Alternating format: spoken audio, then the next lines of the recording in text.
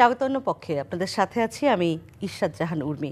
নারীর অধিকারের সংগ্রাম আর নিরন্তর মর্যাদা প্রতিষ্ঠার বিভিন্ন দিক নিয়ে এই অনুষ্ঠানে কথা বলি। নারীর এগিয়ে যাওয়ার সংগ্রাম আর তার প্রতিবন্ধকতা পেরিয়ে সমতার লক্ষ্যে নারীর এগিয়ে যাওয়ার বিভিন্ন ধরনকে তুলে ধরি আমরা। 1948 সালের 10ই ডিসেম্বর জাতিসংঘের সাধারণ পরিষদে মানবাধিকারের সর্বজনীন ঘোষণাপত্র গৃহীত হয়। পরে 1950 সাল থেকে দিনটি মানবাধিকার দিবস হিসেবে পালিত হবার পর থেকেই প্রায় বলা হচ্ছে নারীর অধিকার মানবাধিকারেরই অবিচ্ছেদ্য অংশ। কিন্তু তার সেজন্য শুধুই কথার কথা। আসলেই কি নারীর অধিকার মানবাধিকার হিসেবে স্বীকার করে সমাজ, রাষ্ট্র? তাহলে ওই একই দিনে বাংলাদেশের নারী জাগরণের অগ্রদূত বেগম রোকেয়া কেন গালি খান?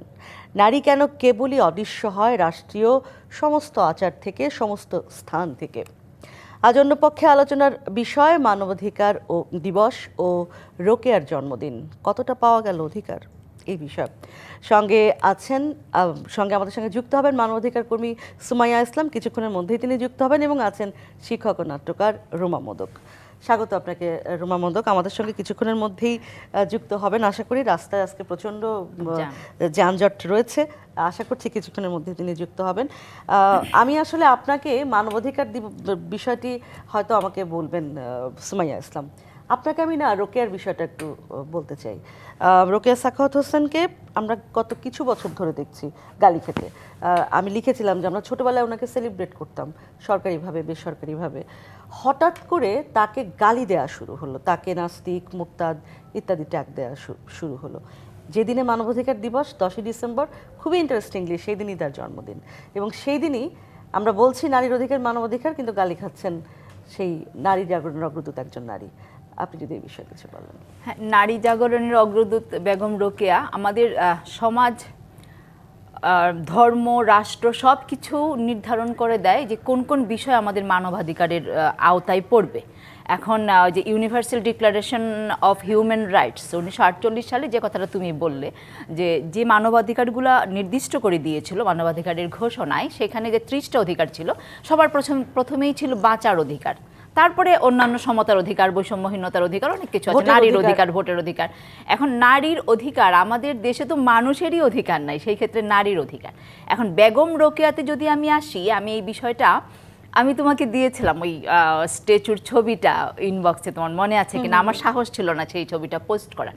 যেখানে আমি তুলেছি, আমি নিরাপত্তার কারণে ওই জায়গাটার নাম এবং মহিলার নাম আমি গোপন রাখছি। ওনাকে আমি জিজ্ঞেস করেছিলাম যে কেন আপনি তাকে ঢেকে রেখেছেন, ওইভাবে পলিথিন দিয়ে মুড়িয়ে রেখেছেন, নীল একটা পলিথিন দিয়ে মোড়ানো। তো উনি আমাকে যেটা বলেছিলেন কথাটা, সেটা হলো যে যেভাবে ভাঙচুর হচ্ছিল সারা দেশে, যে এই স্ট্যাচুটা, এই ভাস্কর্যটা আমি নিজের হাতে গড়েছি, বা আমার তত্ত্বাবধানে, আমার ইচ্ছায়, আমার আগ্রহে তৈরি হয়েছে। এখন আমার সামনে ওইটাকে ভাঙবে, এটা আমি সহ্য করতে পারবো না, যে কারণে ওইটাকে উনি মুড়িয়ে রেখেছেন। এখন মানে ব্যাপারটা এরকম যে রোকেয়া সাখাওয়াতের ভাস্কর্যও সহ্য হচ্ছে না, চিন্তা ভাবনা তো অনেক দূরের কথা। এখন বেগম রোকেয়া কিন্তু সমকালেও উনি কিন্তু গ্রহণযোগ্য ছিলেন না। তাকে কলকাতায় কবর দিতে দেওয়া হয়নি, বা নারী শিক্ষার জন্য তিনি যেসব উদ্যোগ গ্রহণ করেছিলেন তার জন্য কিন্তু তাকে পদে পদে হেনস্থা হতে হয়েছে। এখন এত বছর পরে এসে আমাদের মনে হচ্ছে যে বেগম রোকেয়া এখন কেন গালি খাচ্ছেন।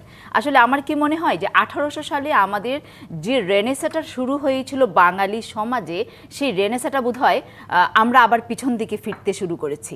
ধরো তুমি আমি, আমাদের মতো, আমাদের জেনারেশন, আমাদের আগের জেনারেশন, আমাদের পরের জেনারেশন, যার হাত ধরে ঘর থেকে বের হয়ে এসছে, পড়াশোনা করেছে। এক সময় তো মেয়েরা ঘরেই থাকতো, রান্নাবান্না করতো, গৃহস্থলী কাজ করতো।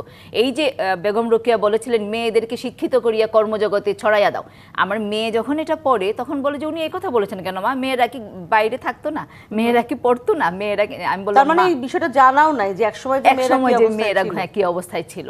তো এখন মনে হচ্ছে যে বেগম চিন্তাভাবনার দিক থেকে, সামাজিক দৃষ্টিভঙ্গির দিক থেকে বেগম রোকেয়াকে আমরা মানে ওই নাস্তিক, মুরতাদ বা সে নারীদেরকে ঘর থেকে বের করে নিয়ে গেছে। আসলে সামগ্রিকভাবেই সমাজটা আমাদের একটা পিছুটান বা পিছনের দিকে আমরা হাঁটার যে প্রবণতা, ওই সামগ্রিক প্রভাবটা পড়েছে নারীদের উপরে।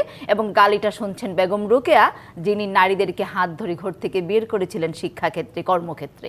তো বেগম রোকেয়া গালি খাওয়ার মূল কারণ হচ্ছে সেটা আসলে এইটাই। কিন্তু আসলে কতজন, এবং যেটা ইন্টারেস্টিং হচ্ছে বেগম রোকেয়ার লেখা কিন্তু আসলেই খুব অনেকের জন্য গাত্রদাহের কারণ হতে পারে বা হয়, এটা একটা সত্য কথা। হ্যাঁ, আমি যেটা বলতে চাই কি, যে আমার মনে হয় কিছুদিন আগে আমরা লেখালেখি করছিলাম যে মেয়েদের পড়াশোনার বা শিক্ষার অধিকার, এবং এই লেখালেখি করতে গিয়ে আমার বিষয়টা মাথায় আসলো যে বিষয়টা কি এত খারাপ অবস্থায় চলে গেছে যে আমরা আসলে এখন আবার মেয়েরা পড়াশোনা করতে পারবে কিনা সেটা নিয়ে কথা বলছি নতুন করে, যেখানে আসলে কোথায় পৃথিবী চলে গেছে, আর এখন মেয়েরা পড়াশোনা করতে পারবে কিনা সেটা নিয়ে আবার এখন আমাদেরকে লিখতে হচ্ছে। বা ধরেন বাল্যবিবাহ রোধ করার কথা আমরা বলছি, তাহলে মানবাধিকার আসলে ঠিক কোন জায়গায় এই মুহূর্তে বাংলাদেশে আমরা আছি? আপনি যদি সবকিছু মিলিয়ে বলেন, শুধু নারীর অধিকার না, যেই মব শুরু হয়েছে, যেই ভাবে আমরা চারদিকে দেখছি, কালকে কত দুঃখজনক একটা ঘটনা ঘটলো, এই সব মিলিয়ে।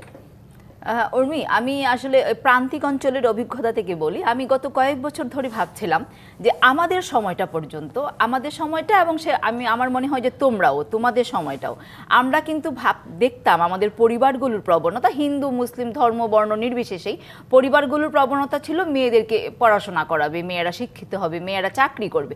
একটা নির্দিষ্ট সময় পর্যন্ত কিন্তু আমরাই দেখেছি পরিবারগুলোর এরকম প্রবণতা। এবং তখন অবশ্য চাকরির একটা, আমি যদি বলি যে একটা ধরন ছিল, শিক্ষক হবে অথবা ডাক্তার হবে, হ্যাঁ, এরকম।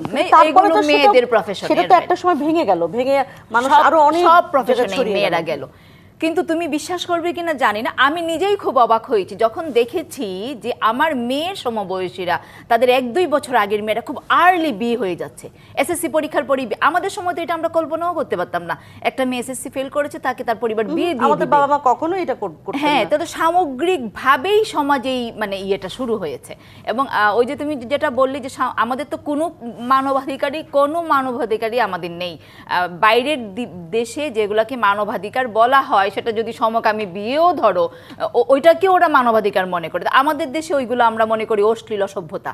তো আবার আমরা যেগুলোকে মানে সিলেক্টিভ মানবাধিকার মনে করি, ওইগুলোকে তারা মনে করে যে মানে অসভ্যতা, আমরা এখনো সভ্য হইনি। তো আসলে এই ব্যাপারটা তো আপেক্ষিক, কিন্তু আমাকে দেখতে হবে যে আমরা কোনগুলোকে উন্নত দেশ ধরছি। ধরো নরওয়ে, সুইডেন, ডেনমার্ক, যেগুলোকে আমরা উন্নত বিশ্ব বলছি, নর্ডিক, বিশেষ করে নর্ডিক কান্ট্রিগুলো, স্ক্যান্ডিনেভিয়ান কান্ট্রিগুলো নারী বিষয়ক না, ফেমিনিজম বিষয়ক বিভিন্ন মন্ত্রণালয় রয়েছে, এবং তারা মানবাধিকারের মানে সবগুলো সূচক পূরণ করেছে। তো তাদের সঙ্গে তো আমরা কম্পেয়ারে যাব না, কিন্তু ওদের সঙ্গে তুলনা না করেও আমাদের দেশে যে মিনিমাম মানবাধিকার, সেটাও মোটামুটি বাঁচার অধিকার। এই যে কালকে মানে ধরো তার মতামতের সঙ্গে আমার ভিন্নতা থাকতে পারে, তার দৃষ্টিভঙ্গির সঙ্গে আমার ভিন্নতা থাকতে পারে, কিন্তু একটা মানুষকে মাথায় গুলি করে দেওয়া, একটা মানুষকে রাস্তায় মেরে ফেলা, এবং আরো যে ভয়াবহ বিষয়টা হয়েছে, আমরা জানি না যে আদৌ কোনো বিচার হবে কিনা, আমরা জানি না যে খুনি ধরা পড়বে কিনা। এই যে বিচারহীনতার একটা সংস্কৃতি, বিচারহীনতার একটা অবস্থা বাংলাদেশে তৈরি হয়েছে, আমাদের দেশে তৈরি হয়েছে। আমাদের আশার কোনো জায়গা নেই, আমাদের ভরসার কোনো জায়গা নেই। আমাদের মানবাধিকার তো এখানেই পিছু হটে গেছে যে আমরা বিচার পাবো না। তাহলে এখন আমি আসলে যদি এরকম বলি যে আজকের এই 2025 সালের দাঁড়িয়ে আমরা বিশ্ব মানবাধিকার দিবসের আলোচনা করছি বেগম রোকেয়াকে সংযুক্ত করে, এবং সেখানে আসলে আমরা এক ধরনের হতাশা নিয়ে কথা বলছি। কিভাবে আসলে আমি আসলে হতাশার কথা তো বলতেই পারি, কিন্তু লড়াই তো জারি রাখতে হবে। সেটার উপায়টা কি হতে পারে? আমি একটু আশা করি এই দিন থাকবে না, আমি আশা করি এটা থাকতে পারে না। হ্যাঁ, একটা সমাজ যদি এগিয়ে যেতে চায়, বেগম রোকেয়াই এই উদাহরণটা দিয়েছিলেন, সমাজ একটা মানে দ্বিচক্রযান, উনি বলতেন সমাজকে দ্বিচক্রযান, সেই দ্বিচক্রযানের একটা চাকা নারী, একটা চাকা পুরুষ। তো একজন যদি এগিয়ে যায়, একটা চাকা দিয়ে বেশি দূর যাওয়া যায় না। তো এই ধারণায় যদি আমরা বিশ্বাস করি, আমরা যদি উন্নত বিশ্বকে অনুসরণ করতে চাই, তাদের মতো হতে চাই, আমাদের যদি জীবন মান, আমাদের জীবিকা বা আমাদের প্রবৃদ্ধি বাড়াতে চাই, আমাদেরকে মেয়েদেরকে আনতেই হবে এগিয়ে। সেই ক্ষেত্রে হলো যে সুবিধা বঞ্চিত যারা, যখন ধরো বৈষম্যহীন নিয়ে তো একটা ভীষণ রকম কথা হচ্ছে গত মানে 1.5-2 বছর ধরে। এই যে বৈষম্যহীনতা কখন তৈরি হবে? যখন সবার জন্য সুযোগটা সমান তৈরি হবে। আমি একটা বিরতি নিয়ে ফিরে এসে আশা করি বিরতির পর আমাদের সঙ্গে সুমাইয়া ইসলামও যুক্ত হবেন, তার কাছ থেকেও শুনবো। অন্য পক্ষে একটা বিরতি নিচ্ছি, সাথেই থাকুন। স্বাগত আরও একবার অন্য পক্ষে। আজ কথা বলছি মানবাধিকার দিবস ও রোকেয়ার জন্মদিন, কতটা পাওয়া গেল নারীর অধিকার, এই বিষয়ে আমাদের সঙ্গে আছেন নাট্যকার এবং লেখক রুমা মোদক এবং এই মুহূর্তে যুক্ত হয়েছেন মানবাধিকার কর্মী সুমাইয়া ইসলাম। প্রথমেই সুমাইয়া ইসলাম, আপনাকে আনুষ্ঠানিকভাবে অভিনন্দন জানাতে চাই। আপনি ফ্রাঙ্কো জার্মানির মানবাধিকার বিষয়ক পুরস্কার পেয়েছেন, আমরা অভিনন্দন জানাতে চাই আপনাকে, এবং খানিকটা আপনাকে সেলিব্রেট করাও আজকে এবারকার 10ই ডিসেম্বরে আমাদের। আমি আসলে যে আপনি এইমাত্রই বলছিলেন যে আপনার ফেসবুক আইডিটা রীতিমতো বন্ধ, এবার 16 ডেজ অ্যাক্টিভিজমও কিন্তু ছিল নারীকে বুলি করা, এবং আপনি কি কারণে আসলে এই ফেসবুকটা পর্যন্ত বন্ধ হয়ে গেছে? আপনি সাহস দেখিয়েছিলেন সেক্স ওয়ার্কারদের নিয়ে কথা বলা, আপনি সাহস দেখিয়েছিলেন ট্রান্সজেন্ডারদের নিয়ে কথা বলা, আপনি নারী বিষয়ক কমিটিতে ছিলেন, সংস্কার কমিটিতে। সব মিলিয়ে এবার মানবাধিকার দিবসে আপনার অভিজ্ঞতা যদি আপনি একটু বলেন। একটা হচ্ছে যে আমাদের প্রতিদিনের যিনি পথ প্রদর্শন করে, বিশেষ করে বাংলাদেশের বেগম রোকেয়া দিবস, যেহেতু সাহসটা ওই সব জায়গা থেকে আমরা দেখেছি যে কিভাবে করে মানে পুরুষতান্ত্রিক প্রথাকে ভেঙে নারীর অধিকারের জন্য আমাদেরকে কাজ করতে হয়। আর সেটা যদি শ্রমজীবী মানুষের জন্য হয়, সেই অবস্থাটা আরও বেশি কঠিন হয়ে যায়। আর এরপরে যখন আমরা নারী সংস্কার কমিশনে আপসহীনভাবে এই যে আমাদের রিকমেন্ডেশনগুলো ছিল, এবং শিরিন আপা বলেছে যে আমি একটা ওয়ার্ড, একটা ডট কমাও আমি চেঞ্জ করব না, এবং তার প্রেক্ষিতে কিভাবে করে বুলিং করেছে এবং একটা গোষ্ঠী, এটা আপনারা দেখেছেন। এবং এরপরে যেন বিভিন্ন টক শোতে যে marital rape, sex workers rights, ট্রান্সজেন্ডারদের রাইটস, এগুলো নিয়ে যখন আমরা কথা বলেছি, তার অবস্থাটা কীটা হয়েছে সেগুলো আপনারা দেখেছেন। এবং তারপরে গতবারের যে জয়িতা, জাতীয় জয়িতায়, সেখানে আমাদের একজন ট্রান্সজেন্ডার পেয়েছেন এবং মাইগ্রেন্ট ওয়ার্কার পেয়েছে, যেখানে কিনা এই রিটার্নি ওয়ার্কারদেরকে সবসময় একটা ট্যাগ লাগানো হয় যে তারা সেক্স কাজে যায়। তারা যে এত পরিশ্রম করে, 18-20 ঘন্টা পরিশ্রম করে, কত কন্ট্রিবিউট করে সোসাইটিতে, পরিবারের কাছে কত কন্ট্রিবিউট করে, এই গোটা শিকার হয় একদম মারাত্মক আকারে। এইগুলাকে বন্ধ করে কত নারীর জন্য দরজা বন্ধ করে দেওয়া যায়, নারীর জন্য কোন স্টপ করে দেওয়া, এইটা হচ্ছে মূল এজেন্ডা। আমার খুব মনে আছে আমরা যখন 2004-06 দিকে আপনার চ্যানেল আই বিবিসি বাংলা সংলাপে মিনিস্টার যখন মিথ্যা কথা বললো যে মেয়েদের জন্য অ্যাম্বাসিতে সাপোর্ট আছে, মেয়েদের জন্য আলাদা ব্যবস্থা আছে, আমরা বললাম যে ইঞ্জিনিয়ার মুশাররফ সাহেব, আপনি মিথ্যা কথা বলছেন। ইমিডিয়েট সে ডিরেক্ট আমার পার্সোনাল ফোন করে বললো যে আমি তোমার নামে কেস করে দেবো, তোমাকে জেলে ঢুকাবো, কালকেই পেপারের মধ্যে লিখবো যে বড় বড় করে তুমি অভিবাসনের ভালো কিছু চাও না।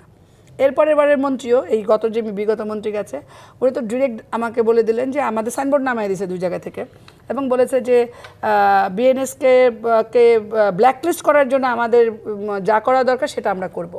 এবং তার সঙ্গে আরেকটা অন্যরা মিলে একই সঙ্গে বলেছে। তো যেহেতু আমাদের শক্তিটা হচ্ছে শ্রমিক, আমাদের শক্তিটা হচ্ছে সততার জায়গাটা, পরিশ্রম, একদম গ্রাসরুট থেকে শুরু করে গ্লোবাল লেভেল পর্যন্ত, আর আমরা একদম এভিডেন্স বেসড কাজ করি। আপনি একটা কথা বলছিলেন সুমাইয়া ইসলাম ওই দিন ফ্রাঙ্কো জার্মানির আপনাদের অ্যাওয়ার্ড গিভিং অনুষ্ঠানে, যে আমি যখন কথা বলি তখন বাই মাই হার্ট বলি, এবং আমি সাহসের সাথে বলি, আমি কথা বলার সময় দুর্বার থাকি। এই সময়ে এসে আপনার কি মনে হয় যে সেই সাহসটা দেখানো আসলে কতখানি, আপনাদের দেখে তো সাধারণ মেয়েরা সাহস পাবে, আপনার পরামর্শ কি? সাহস দেখানো কি এখন ঠিক হবে নাকি পিছিয়ে যেতে হবে? 100% আবার সাহস দেখাতে হবে। আমার মা হচ্ছে আমার জন্য প্রেরণা। আপনি দেখেছিলেন সেদিন আমি আমার মাকে নিয়ে গিয়েছিলাম। আমার মা আমার সবসময়ের জন্য আমার একদম আমার সামনে থাকে একদম। আমার মা বলেছে, আমি মাকে বলেছিলাম যে মা, এরকম একটা অবস্থা যেখানে মেয়েদেরকে পিছিয়ে যেতে বলছে, মেয়েদেরকে বলছে যে তুমি ঘরে থাকলে টাকা দিবে, তুমি 5 ঘন্টা কাজ করবা। তো বলছে যে এই কথাটাই তোমরা বলো যে পুরুষরা ঘরে থাকলে টাকা দিব, পুরুষরা 5 ঘন্টা পরিশ্রম করলেই হবে, তাদের দরকার নেই, মেয়েরা কাজ করুক। কারণ আমার মা তার থেকে বলেছে যে আগের যে ইতিহাসের যে সমাজ, মাতৃতান্ত্রিক সমাজ, মায়েরাই সব কিছু করতো, তো সেরকম আমরা মাতৃতান্ত্রিক সমাজ করি, পুরুষরা ঘরে থাকুক, আমরা করে দেখায় যে এখন তো কেউ রাষ্ট্র সমাজ ঠিক করতে পারতেছে না, এই এক্সপ্লয়টেশন এইগুলো চলছে। আমরা নারীকে সামনে নিয়ে এসে দেখি না যে কি সমাজ তৈরি হয় মাতৃজাতি সমাজে যদি আমরা ফিরে যাই। তো সেম জিনিসটা আপনি কয়েনের দুই পিঠের মতো, এক পিঠের কথা বলছেন, আপনি আরেক পিঠকে সামনে নিয়ে চলে আসেন। এই কথা আপনার মা বলছেন, আমার মা সেই বলেছে। আমলের মানুষ। হ্যাঁ, এবং আমার মা যখন করোনা শুরু হয় তখন বলছে, মা কি করে? বলছে কিছু চাল আর ডাল নিয়ে যা, তোর তো গ্যারেজ আছে, তার সামনে 3-4টা বস্তা নিয়ে আমরা সব এমনি আমরা কাজ করি, কোনো ডোনার ফোনার চিন্তা না করি। তো বলছে যে এগুলো নিয়ে যা, মানুষের খাওয়ার খুব কষ্ট হবে। তো যে জন্য মানে এইটা, এবং আমি বললাম যে আচ্ছা তোমরা 71 সালে কি করেছিলে? 71-এ তো আমরা তখন মানে 1-2 বছরের, তো বলছি 71-এ হচ্ছে আমরা একজন আরেকজনের সঙ্গে ট্যাগ হয়েছিলাম, একজন আরেকজনকে মানে সাপোর্ট করেছি। আমি ঠিক এখানে আপনাকে একটু থামায় রুমা মোদক আপনার কাছে যেতে চাই। এই যে একজন আরেকজনের সাথে বন্ধন থাকা, যুক্ত থাকা, সিস্টারহুড বলেন বা খারাপ সময় আসলে সবাই একসঙ্গে থাকতে হয়, হ্যাঁ, সেই জায়গাটা নাকি আসলে কোনো না কোনো কৌশল তো আসলে মেয়েদের নিতে হবে যখন ঘরে ঢুকিয়ে ফেলার চেষ্টা চলছে, সেই কৌশলটা আর কি হতে পারে? আমি একটা কবিতা দিয়ে শুরু করি, ছোট্ট একটা কবিতার লাইন এই মুহূর্তে মনে পড়ছে। সেটা হলো যে আমাদের বন্ধুরা ঐক্যভ্রষ্ট, শত্রুরা ঐক্যবদ্ধ। মানে এখন সময়টা তাই হয়ে গেছে। এবং আমি খুব মানে হতাশ হতে চাই না, কিন্তু হতাশ হই যখন দেখি যে আমাদের বন্ধুরা নিজেরা ঐক্যবদ্ধ হবার বদলে যে এই যে সুমাইয়া আপু কোথায় ভুল করছে, আমি কোথায় ভুল করছি, হ্যাঁ, সেটা হয়ে গেছে উর্মির কাজ। আমার কাজ হয়ে গেছে উর্মি কোথায় ভুল করছে, সুমাইয়া আপু কোথায় ভুল করছে। না, আমাদের ভুলগুলো আমরা আড়ালে রাখি না। আমরা তো ফেরেশতা না, আমরা তো ক্রাইসিস, যে ক্রান্তি সময়, এই সময়টাতে আমরা কিছু মৌলিক বিষয়ের উপর ঐক্যবদ্ধ হই। আমরা যারা একটু প্রগতির চিন্তা করি, আমরা যারা একটু মেয়েদের জন্য চিন্তা করি, বা আমরা যারা ভাবি যে মেয়েদেরকে পিছিয়ে দিয়ে কোনো সমাজ এগিয়ে যেতে পারে না। আমি তো শেষ না, আমার পরের জেনারেশন তো, আমার মেয়ে আছে, আমি মরে গেলে শেষ হয়ে গেল না। ঠিক সময় আমি আসলে কৌশলটাই এখন জানতে চাইবো। এখন যেটা হয়েছে কি, যেটা কিনা আমি পার্সোনালি করতেছি, আপনি দেখলেন যে কালকে রাতের 1টার সময় আমি খুলনা থেকে আসছি, আমরা প্রচুর ফিল্ডে কাজ করতেছি। এখন ঢাকা সেন্টারের এই যে বাবলের মধ্যে বসে থেকে কোনো লাভ নাই। আমাদেরকে যেটা করতে হবে যে এই শ্রমজীবী মানুষকে তৃণমূলে যে কাজ করতে হবে। অন্যান্যরা কি করেছে, তৃণমূল থেকে তারা আজকে এই জায়গায় এসে এখন এই ধাক্কাটা দেওয়ার চেষ্টা করতেছে। তাহলে আমাদেরকে সিস্টারহুডের যে জায়গাটা, শুধু সিস্টারহুড না, অন্যদেরকেও সাথী করতে হবে, পুরুষদেরকেও সাথী করতে হবে, তাদেরকেও সাথে নিয়ে বুদ্ধি করে কথা বলতে হবে। আমি একটা ইয়েতে বলেছিলাম যে আপনারা যে সেক্স ওয়ার্কার রাইটস নিয়ে কথা বলতে দেন না, সেক্স ওয়ার্কারের ক্লায়েন্ট কারা? পুরুষ। তো এই ক্লায়েন্টের সুরক্ষার জন্য তো আপনার নারীকে সুরক্ষা দিতে হবে, ওর অধিকার রক্ষার জন্য তো ওকে ভালো রাখতে হবে, ওর পরিবারকে ভালো রাখতে হবে। ওর যে সন্তান, কার সন্তান? কোনো মেয়ে ওকে জিন দিয়ে সন্তান তৈরি করছে? তো পুরুষ করেছে। তারপর সমস্যাটা কোথায়? এগুলো বলছে বলে আমার তো ফেসবুক পুরো আউট করে দিয়েছে দল ধরে। এখন আপনার কি মনে হয় সুমাইয়া ইসলাম যে তাহলে আসলে তৃণমূলেই যেতে হবে? তৃণমূলে করতে হবে, ন্যাশনালি করতে হবে, গ্লোবালি করতে হবে, মিডিয়ার কাজ করতে হবে, এবং আরেকটা জিনিস কি মনে হয় যে আমরা আসলে কথা বলার সময় পুরুষদেরকে খুব বেশি দূরে ঠেলে দেই, তাদেরকে আসলে আমাদের নিয়ে কাজ করতে হবে। এইটা কখনোই কিন্তু আপনি একক আলাদা আইসোলেশন হওয়ার কোনো সুযোগ নাই।